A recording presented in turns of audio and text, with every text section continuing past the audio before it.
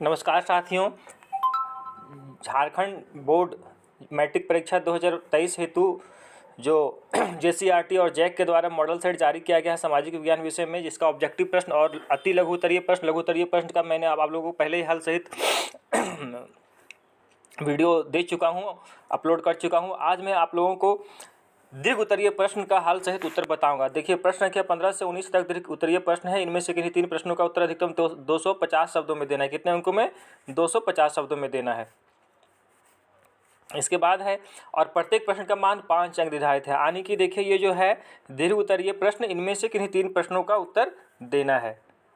इनमें से किन्हीं 3 प्रश्नों के उत्तर देने हैं और टोटल प्रश्न है यहाँ पे 1 2 3 4 5 आने के आप लोग को चुनने का अवसर दिया गया। 5 में से कोई 3 प्रश्न बनाना है और 5 अंक का एक प्रश्न है। पहला प्रश्न है, 18वीं सदी के यूरोप में कुछ लोगों को ऐसा क्यों लगता था कि मुद्रण संस्कृति निरंकुशवाद का अंत और ज्ञानोदय होगा। 16 है, लोकतंत्र की परिस्थितियों में सामाजिक विविधता को संभालता है और उनके बीच सामंजस्य बैठाता है। 17 है, एक अर्थव्यवस्था में मुद्रा की भूमिका की विवेचना कीजिए। 18 है, जल दुर्लभता क्या है, जल संरक्षण के कैसे उपाय किए जा सकते हैं। और 19 नंबर मानचित्र से संबंधित प्रश्न है। तो आप लोगों को मैंने पहले बताया हूँ कि लिखने का तरीका होता है ताकि आपको अंक अधिक से अधिक मिले। हम लोग कॉपी काटते हैं, इसलिए हम लोग को मालूम है बहुत सारे कॉपी, लगभग 1,00,000 2 लाख कॉपी आते हैं बच्चे के। तो इसमें आप लोग को आकर्षित तरीके से लिखना होगा। ऐसा लिखना होगा कि परीक्षक जो कॉपी जांचता है, कॉपी जो चेक करते हैं, वो आपकी और आपके प्रश्न की और आपके उत्तर को जांचने के लिए आकर्षित हो जाए, मजबूर हो जाए कॉपी जांचने के लिए। तो मैं आप लोग को लिखने का तरीका बताऊँगा कि कैसे अच्छा से लिखे ताकि आपको अधिक से अधिक जो है सो मार्क्स आ सके।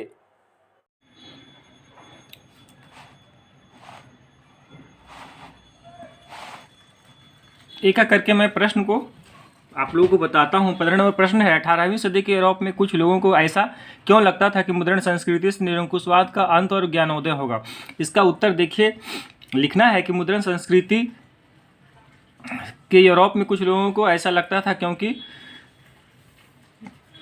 इनके निम्न बिंदु है। पहला है, मुद्रण संस्कृति ने विज्ञान, तर्क और विवेकवाद को प्रोत्साहन दिया। दूसरा है, मुद्रण संस्कृति के कारण बड़े बड़े वैज्ञानिकों, दार्शनिकों, विचारकों, लेखकों आदि की रचनाएं जन सामान्य को सुलभ हुई। तीसरा है, मुद्रण संस्कृति के कारण स्थापित मान्यताओं का खंडन प्रारंभ हुआ तथा नई विचारधाराओं का विकास हुआ। चौथा है, छापेखाने के कारण बड़ी मात्रा में किताबें छपने लगी और बच्चों, महिलाओं और साधारण व्यक्ति तक पहुंचने लगी। इस प्रकार ज्ञान का प्रकाश बढ़ने लगा। मैंने आपको बताया था कि कोटेशन देने से क्या होता है कि अच्छे अंक मिलेंगे। तो जैसे कि लिख देना है कि मार्टिन लूथर ने कहा कि मुद्रण ईश्वर की दी हुई महानतम देन है या सबसे बड़ा तोहफा है। इसी प्रकार लुई बेस्टिन मार्क्सिस्ट ने कहा कि छापाखाना प्रगति का सबसे शक्तिशाली औजार है, इससे बन रही जनमत की आंधी में निरंकुशवाद बह जाएगा। तो ये सब कारण था जिसके कारण मुद्रण संस्कृति से निरंकुशवाद का अंत और ज्ञानोदय होगा, ऐसा लगा। प्रश्न संख्या 16 जो कि दीर्घ उत्तरीय प्रश्न है, लोकतंत्र किन परिस्थितियों में सामाजिक विविधता को संभालता है और उनके बीच सामंजस्य बैठाता है। इसका उत्तर लिखना है हम लोगों को ऐसे कि लोकतंत्र निम्नलिखित परिस्थितियों में सामाजिक विविधता को संभालता और उनके बीच सामंजस्य बैठाता है। जैसे पहला है, सामाजिक विविधता एक अनिवार्य परिस्थिति है। एक लोकतांत्रिक व्यवस्था सामाजिक विविधताओं को संभालने की सुनिश्चित प्रक्रिया पर आधारित होती है। अतः लोकतांत्रिक व्यवस्था में सामाजिक विविधता गंभीर टकराव का रूप नहीं ले पाती। दूसरा है, लोकतंत्र में गरीब अमीर सभी को वोट देने का अधिकार है तथा प्रत्येक मत का मूल्य एक समान होता है। इस प्रकार लोकतंत्र में आर्थिक असमानता के प्रभाव को समाप्त करने का प्रयास किया गया है। तीसरा पॉइंट लिखना है, लोकतंत्र में विभिन्न भाषाओं को विकास का अवसर प्राप्त होता है क्योंकि इसमें सभी भाषाओं को सम्मान दिया जाता है या एक समान महत्व दिया जाता है। चौथा पॉइंट देना है, लोकतंत्र में सभी धर्मों को एक समान महत्व दिया जाता है जिससे धार्मिक असमानता गंभीर रूप नहीं ले पाती है। यानी कि शैक्षणिक संस्थानों और नौकरी में सभी धर्मों को एक समान अवसर दिया जाता है, भेदभाव नहीं किया जाता है। पांचवा है, लोकतंत्र के कारण लैंगिक असमानता को कम किया जा सका है। लोकतंत्र में महिलाओं को भी वोट देने का अधिकार है। फ्रांस में महिलाओं को वोट देने का अधिकार बहुत समय तक नहीं था, लेकिन लोकतांत्रिक देशों में महिलाओं को मत देने का अधिकार होता है। छठा नंबर है, लोकतंत्र में अल्पमत दल यानी कि जिसका वोट कम आता है तथा बहुमत जिसका वोट ज़्यादा आता है, बहुमत प्राप्त राजनीतिक दल दोनों को महत्वपूर्ण स्थान होता है। दोनों मिलकर देश के विकास की योजनाओं का निर्धारण करते हैं और दोनों आपस में मिलकर चर्चा करते हैं। इसीलिए लोकतंत्र विभिन्न परिस्थितियों में निम्नलिखित परिस्थितियों में सामाजिक विविधता को संभालता है और उनके बीच सामंजस्य बैठाता है। तो इस प्रकार आप पॉइंट दे के लिखिएगा तो मार्क्स अच्छे आएंगे।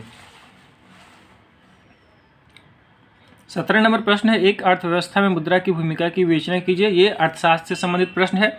इसका उत्तर है, किसी अर्थव्यवस्था में मुद्रा का सर्वाधिक महत्वपूर्ण और मुख्य कार्य वस्तुओं तथा सेवाओं के विनिमय को व्यवहारिक रूप से सरल बनाना है, अर्थात खरीद बिक्री के एक सरल माध्यम के रूप में कार्य करना है। व्यापारिक गतिविधियों के संचालन के लिए वस्तुओं और सेवाओं के मौद्रिक मूल्य का निर्धारण आवश्यक होता है और यह कार्य मुद्रा के द्वारा ही संभव होता है।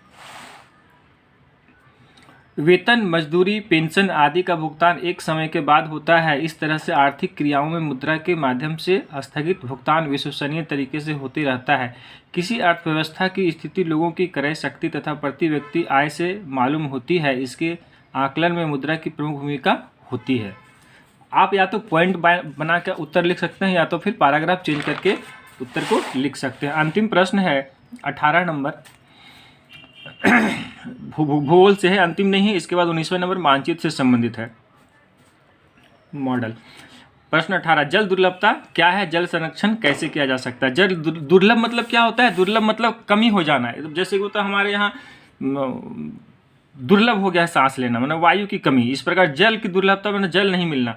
तो जल हम लोग जानते हैं कि एक नवीकरणीय संसाधन है जिसकी पूर्ति प्रकृति के द्वारा पुनः कर दी जाती है और यह कभी असमाप्त होने वाला संसाधन है। तो जल एक नवीकरणीय प्राकृतिक संसाधन है, यानी कभी भी समाप्त होने वाला नहीं है। यह प्रकृति द्वारा हमें एक असमाप्त होने वाला उपहार है। फिर भी असमान वितरण, अत्यधिक मांग एवं दुरुपयोग के कारण जल स्तर लगातार नीचे जा रहा है तथा जल दुर्लभ होता जा रहा है। जल की कमी की इस समस्या को ही जल दुर्लभता कहा जाता है। अब है कि जल संरक्षण के उपाय, हम लोग जल संरक्षण के लिए क्या क्या उपाय कर सकते हैं। इसको है अधिक जल संग्रह के लिए अधिक जलाशयों का निर्माण करना, मतलब तालाब का निर्माण करना, चेक डैम का निर्माण करना। भूमिगत है ना, भूमिगत जल में वृद्धि करना, जो जल स्तर नीचे चला गया है उसको क्या होता है, वाटर हार्वेस्टिंग, जल संरक्षण करके हम लोग उसमें वर्षा की पानी को फिर ज़मीन के नीचे में जाके ज़मीन के नीचे डाल के फिर से उसको जल स्तर को हम लोग ऊँचा कर सकते हैं। तीसरा है वर्षा जल का संग्रहण करता। चौथा है नदी जल ग्रिड बनाना। पाँचवा है जल संभरण तकनीक को अपनाना। छठा है जल को संशोधित करके बार बार प्रयोग में लाना चाहिए। इसके बाद है अधिक से अधिक पेड़ पौधे लगाकर एवं पेड़ पौधे की कटाई को रोककर। फिर है जल को प्रदूषण से बचाकर। इसके बाद है कि जो हम लोग कभी घरों में नल खोल देते हैं, नहाने जाते हैं नल खोल देते हैं, तो पानी का दुरुपयोग नहीं करके पानी को बचाकर नल को हमेशा बंद रख के। तो इस प्रकार से दोस्तों ये हुआ। और 19वां नंबर है मानचित्र से संबंधित प्रश्न। तो आपको मैंने मानचित्र से संबंधित प्रश्न भी मैं आपको बता रहा हूँ। धन्यवाद। मैंने इतना मेहनत करके आप लोगों के लिए वीडियो बनाया, इसलिए प्लीज़ सब्सक्राइब कर दीजिएगा और दोस्तों को शेयर कर दीजिएगा ताकि आने वाले समय में हमारा वीडियो आपको आसानी से मिल सके। सब्सक्राइब कर दीजिएगा प्लीज़ दोस्तों, धन्यवाद। दीर्घ उत्तरीय प्रश्न का अंतिम प्रश्न है, देखिए मानचित्र संबंधित कार्य। दीर्घ उत्तरीय प्रश्न में किन्हीं 3 प्रश्नों का उत्तर देना है और ये प्रश्न जो है वह 5 अंक का है। अगर हम मानचित्र से संबंधित सही उत्तर बता दें तो इसमें लिखना भी नहीं पड़ता है और 5 नंबर हमें मिल भी जाएंगे। देखिए 19 नंबर का प्रश्न मानचित्र से संबंधित है। कहता है मानचित्र में प्रदर्शित खनिज उत्पादक केंद्र एवं पतन का नाम का मिलान करें, जैसे हजारीबाग, अजमेर, लौह अयस्क क्षेत्र, विशाखापट्टनम और मंगलुरु।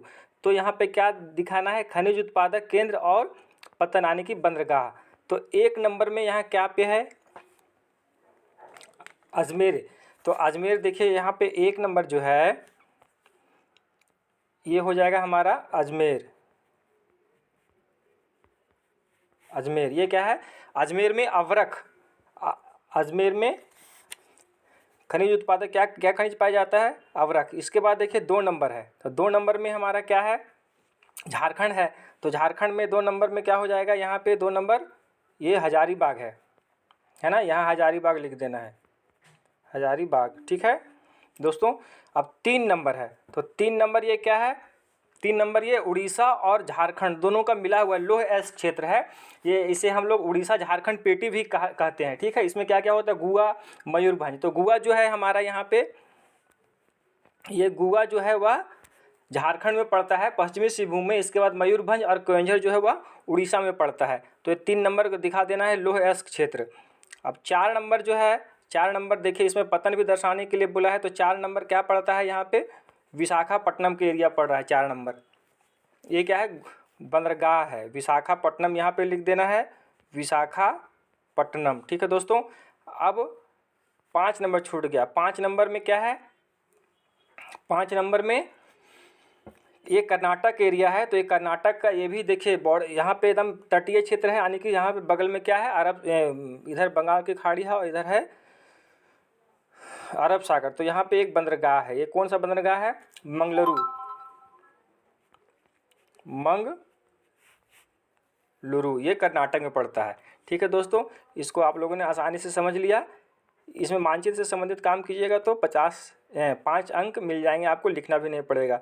तो इसमें एक पैटर्न है, ये नहीं पूछेगा, पूछ भी सकता है, या तो जैसे भी जितने भी हैं प्रमुख तेल क्षेत्र, तेल शोधक केंद्र, प्रमुख ऊर्जा परमाणु ऊर्जा संयंत्र, नदी घाटी परियोजनाएं, चाय उत्पादक क्षेत्र, गेहूं उत्पादक क्षेत्र, चावल उत्पादक क्षेत्र, रबर उत्पादक क्षेत्र, कपास उत्पादक क्षेत्र, कोयला खाने, पर्वतीय मृदा, लेटेराइट, काला मिट्टी, लाल मिट्टी, ये सब काफ़ी उत्पादक क्षेत्र, चावल उत्पादक, ये सब पूछ सकता है। इसको आप लोग कर लेंगे। और प्लीज़ मेरे चैनल को सब्सक्राइब कर लीजिएगा ताकि आने वाले समय में आपको आसानी से वीडियो मिल सके और